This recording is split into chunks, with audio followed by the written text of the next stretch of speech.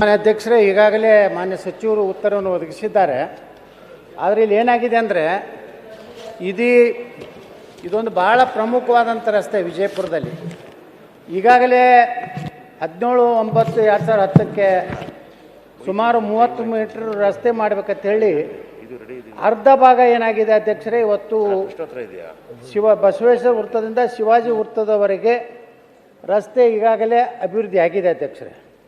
ಆದರೆ ಭಾಳ ಪ್ರಾಮುಖ್ಯವಾಗಿ ಇವತ್ತು ಶಿವಾಜಿ ವೃತ್ತದಿಂದ KSRTC ವರ್ಕ್ಶಾಪ್ವರೆಗಿನ ಅಗಲೀಕರಣ ಭಾಳ ಅವಶ್ಯ ಇದೆ. ಯಾಕಂದರೆ ಭಾಳ ಹೆವಿ ಟ್ರಾಫಿಕ್ ಇರೋದ್ರಿಂದ ಅಪಘಾತಗಳು ಮತ್ತು ಇಷ್ಟು ರಸ್ತೆ ಮಾಡಿನೂ ಮುಂದೆ ಮತ್ತೆ ಒಳ್ಳೆ ರಸ್ತೆ ಇದೆ ಅಧ್ಯಕ್ಷರೇ. ಅದಕ್ಕೆ ಇದೊಂದು ಏನು ನಡಬರಕ್ಕೆ ಪ್ಯಾಚ್ ಇದೆಯಲ್ಲ, ಅದು ಈಗಾಗಲೇ ಹಿಂದೆ ಅಂದಾಜು ಮಾಡಿದ್ರು ಸುಮಾರು 15,65,00,000 ಆಗಿತ್ತು ಅಧ್ಯಕ್ಷರೇ. ಇವತ್ತೊಂದು ಅಂದಾಜು ಪ್ರಕಾರ ಸುಮಾರು 32 ಕೋಟಿ ರೂಪಾಯಿ ಪರಿಹಾರ ಕೊಡಬೇಕಾಗ್ತದೆ. ಈ 32 ಕೋಟಿ ರೂಪಾಯಿ ಮಾನ್ಯ ಸಚಿವರು ನಮ್ಮ ವಿಜಯಪುರ ನಗರಕ್ಕೆ ವಿಶೇಷ ಅನುದಾನ ಕೊಟ್ಟರೆ ನಾವು ರಸ್ತೆ ಏನಿದೆ ಅಧ್ಯಕ್ಷರೇ, ನಾವು ಇದರಲ್ಲಿ ಏನೋ ನಮ್ಮ PWDಯಲ್ಲಿ ಯಾವುದಾದ್ರೂ ಯೋಜನೆಯಲ್ಲಿ ನಾವು ಮಾಡ್ಕೊಂಡು ಸುಮಾರು 10 ಕೋಟಿ ರೂಪಾಯಿ ಬೇಕಾಗ್ತದೆ ರಸ್ತೆಗೆ.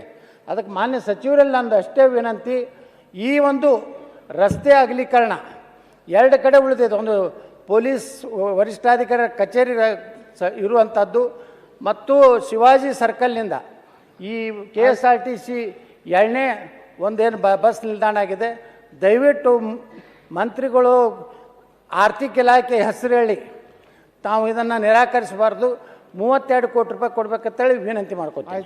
ಮಂತ್ರಿಗಳು ಸಭಾಧ್ಯಕ್ಷರೇ ಯತ್ನಾಳ್ ಸರ್ ಕೇಳಿದ್ದಾರೆ. ಸಭಾಧ್ಯಕ್ಷರೇ, ಇದಕ್ಕೆ ಮುಂಚೆ ವಿಜಯಪುರ ಮಹಾನಗರ ಪಾಲಿಕೆ ವ್ಯಾಪ್ತಿಯಲ್ಲಿ ಸಭಾಧ್ಯಕ್ಷರೇ ಅಲ್ಲಿ MG ರಸ್ತೆ ಮೊದಲನೇ ಹಂತದಲ್ಲಿ ಸುಮಾರು 135 ಆಸ್ತಿಗಳಿರ್ತವೆ ಸಭಾಧ್ಯಕ್ಷರೇ. ಅವರಿಗೆ ಸುಮಾರು 37.31 ಕೋಟಿ ರೂಪಾಯಿಗಳ ಪರಿಹಾರ ಮೊತ್ತವನ್ನು ಪಾವತಿ ಮಾಡಿ ಬಸವೇಶ್ವರ ವೃತ್ತದಿಂದ ಶಿವಾಜಿ ವೃತ್ತದವರೆಗೆ ಮಹಾಯೋಜನೆಯನ್ನು ಅಭಿವೃದ್ಧಿಪಡಿಸಿ ಸಾರ್ವಜನಿಕರ ಅನುಕೂಲಕ್ಕೆ ರಸ್ತೆ ಬಿಟ್ಕೊಟ್ಟಿದ್ದೀವಿ ಸಭಾಧ್ಯಕ್ಷ. ಈಗಾಗಲೇ ಅದು ಆಗಿದೆ ಸಭಾಧ್ಯಕ್ಷರೇ. ಮತ್ತು ಶಿವಾಜಿ ವೃತ್ತದಿಂದ KSRTC ವರ್ಕ್ಶಾಪ್ ರಸ್ತೆವರೆಗೆ ಅಭಿವೃದ್ಧಿಪಡಿಸಲಿಕ್ಕೆ 2017-18ನೇ ಸಾಲಿನಲ್ಲಿ ಭೂಸ್ವಾಧೀನ ಹಾಗೂ ಅಭಿವೃದ್ಧಿ ಕಾಮಗಾರಿಗಳಿಗೆ ಸುಮಾರು 26.33 ಕೋಟಿ ರೂಪಾಯಿಗಳ ಅವಶ್ಯಕತೆ ಇರ್ತದೆ ಅಂತೇಳಿ ನಾವು ಅಂದಾಜು ಮಾಡಿದ್ವಿ ಸಭಾಧ್ಯಕ್ಷರೇ. ಆದರೆ ಸದರಿ ಯೋಜನೆ ಭೂಸ್ವಾಧೀನ ಪ್ರಕ್ರಿಯೆ ಹಾಗೂ ರಸ್ತೆ ಅಭಿವೃದ್ಧಿ ಕಾಮಗಾರಿಗಳಿಗೆ ತಗುಲುವ ಮೊತ್ತದ ಕುರಿತು ಈಗ ಹೊಸದು ಮತ್ತೆ DPR ಮಾಡಬೇಕಾಗ್ತದೆ ಸಭಾಧ್ಯಕ್ಷರೇ. ಈ ಕೆಲಸವನ್ನು ನಾವು ವಿಜಯಪುರ ಮಹಾನಗರ ಪಾಲಿಕೆಗೆ ಕೊಟ್ಟಿದ್ದೀವಿ ಸರ್, ಹೊಸ ರೇಟ್ಸ್ ಪ್ರಕಾರ DPR ಮಾಡಲಿಕ್ಕೆ. ಅದರಿಂದ ಪ್ರಸಕ್ತ ಸಾಲಿಗೆ ಈ ವಿಜಯಪುರ ಮಹಾನಗರ ಪಾಲಿಕೆಯಿಂದ ಭೂಸ್ವಾಧೀನ ಪ್ರಕ್ರಿಯೆಗೆ ಮತ್ತು ರಸ್ತೆ ಅಗಲ ಮಾಡಲಿಕ್ಕೆ ಎಷ್ಟು ಅಂದಾಜು ಹಣ ಆಗ್ತದೆ ಅಂತ ಹೇಳಿ ಸರ್ಕಾರಕ್ಕೆ ಅವರು ಪ್ರಸ್ತಾವನೆ ಸಲ್ಲಿಸಿದ ಮೇಲೆ ಸರ್ ಇದನ್ನು ನೋಡಿ ಮತ್ತು ಈ ಹಣ ಬೇಕಾಗ್ತದಲ್ಲ ಸಭಾಧ್ಯಕ್ಷ, ಅವರು ಹೇಳಿದ ಪ್ರಕಾರ 30-40 ಕೋಟಿ ದುಡ್ಡು ಬೇಕಾಗ್ತದೆ.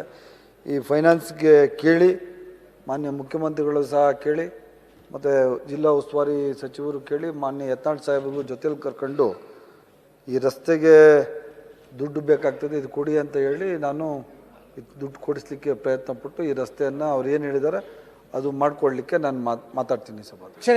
ಈಗ ನಾನು ಮಾನ್ಯ ಸಚಿವರಿಗೆ ವಿನಂತಿ ಮಾಡ್ಕೋದೇನೆ ಸುಮಾರು 30-32 ಕೋಟಿ ರೂಪಾಯಿ ಪರಿಹಾರ ಕೊಡಬೇಕಾಗ್ತದೆ. ಇನ್ನು ರಸ್ತೆ ಏನದ ನಾವು ನಮ್ಮ PWD ಯಾವುದಾದ್ರೂ ಇಲಾಖೆಯಿಂದ ನಾವು ಮಾಡ್ಕೊಲಿಕ್ಕೆ ತಯಾರಿದ್ದೀವಿ. ಅದಕ್ಕೆ ಏನು ಸುಮಾರು 129 ಜನ ಖಾಸಗಿ ಕಟ್ಟಡಗಳು ಏನದಾವು, ಆ ಕಟ್ಟಡಗಳ ಮಾಲೀಕರಿಗೆ ಪರಿಹಾರ ಕೊಡುವಂಥದ್ದನ್ನು ತಾವು ಆದೇಶ ಮಾಡಿದ್ರೆ ಇವತ್ತು ನಮಗೆ ಅದೊಂದು ಒಳ್ಳೆಯ ರಸ್ತೆ ಆಗ್ತದೆ. ಇಡೀ ವಿಜಯಪುರದಲ್ಲಿ ಅದೊಂದೇ ಮೇನ್ ರಸ್ತೆ ಮಾನ್ಯ ಸಚಿವರೇ. ಅದಕ್ಕೆ ದಯವಿಟ್ಟು ತಾವು ಆರ್ಥಿಕ ಇಲಾಖೆ ಮೇಲೆ ಹಾಕದೆ ಆದಷ್ಟು ಬೇಗನೆ ತಮ್ಮ ಹಂತದಲ್ಲೇ ಇದನ್ನು ಹಣ ಬಿಡುಗಡೆ ಮಾಡ್ಬೇಕಂತ ಕೇಳ್ಕೊತೇನೆ ಸಭಾಧ್ಯಕ್ಷ. ಅವರು ಭಾಳ ಸೀನಿಯರ್ ಇದ್ದಾರೆ ಸಭಾಧ್ಯಕ್ಷ, ಅವ್ರಿಗೆಲ್ಲ ಗೊತ್ತಿರ್ತದೆ. ಆರ್ಥಿಕ ಇಲಾಖೆಯವರೇ 30 ಕೋಟಿ ರೂಪಾಯಿ ಕೊಡ್ಬೇಕು ಸಭಾಧ್ಯಕ್ಷ. 1 ಕೋಟಿ 2 ಕೋಟಿ 3 ಕೋಟಿ ಆದರೆ ಯಾವುದಾದ್ರೂ ಸೇವಿಂಗ್ಸ್ ಅಮೌಂಟಲ್ಲಿ ನಾವು ಕೊಡ್ಬೋದು ಸಭಾಧ್ಯಕ್ಷ. ಆದ್ದರಿಂದ ಸಭಾಧ್ಯಕ್ಷರೇ ಇದನ್ನು ನಾನು ಪ್ರಾಮಾಣಿಕವಾಗಿ ಅವ್ರನ್ನೂ ಕರ್ಕೊಂಡು ಹೋಗ್ತೀನಿ ಸಭಾಧ್ಯಕ್ಷರೇ. ಮತ್ತು KKRDBಯಿಂದ ಆದರೂ ಏನಾದರೂ ಸ್ವಲ್ಪ ದುಡ್ಡು ಕೊಡೋಂಗೆ ಎಲ್ಲ ಸ್ವಲ್ಪ ಅಡ್ಜಸ್ಟ್ಮೆಂಟ್ ಬನ್ನಿ. KKRDB ನಮ್ಗೆ ಬರೋದಿಲ್ಲ ಸಭಾಧ್ಯಕ್ಷ. ಮುಂಬೈ ಕರ್ನಾಟಕ ಸಭಾಧ್ಯಕ್ಷರೇ ನಾವು ವಿನಂತಿ ಮಾಡ್ಕೋದೇನಂದ್ರೆ ಅಧ್ಯಕ್ಷರ ಮುಖ್ಯಮಂತ್ರಿಗಳ ಬಹಳ ಸಮೀಪದ ಸಚಿವರಿದ್ದಾರೆ ಅವರೇ ಆರ್ಥಿಕ ಇಲಾಖೆನೂ ಪರೋಕ್ಷವಾಗಿ ನೀವೇ ನೋಡ್ತಾ ಇರೋದು. ಅವರೇ ನೋಡ್ಕೋತಾರೆ ಎಲ್ಲಾನು ಆಯ್ತು ಸಭಾಧ್ಯಕ್ಷ. ಸುರೇಶ್ ಅವರ ಫೈನಾನ್ಸ್ ನೋಡ್ಕೋತಾರೆ ಓಕೆ, ನಮ್ಮ ವಿಜಯಪುರಕ್ಕೆ ಒಂದು 32 ಕೋಟಿ ರೂಪಾಯಿ ಕೊಡ್ಬೇಕಂತ ವಿನಂತಿ ಮಾಡ್ತಾರೆ ಎಂ ವೈ ಪಾಟೀಲ್ ಆಯ್ತು ಸರ್.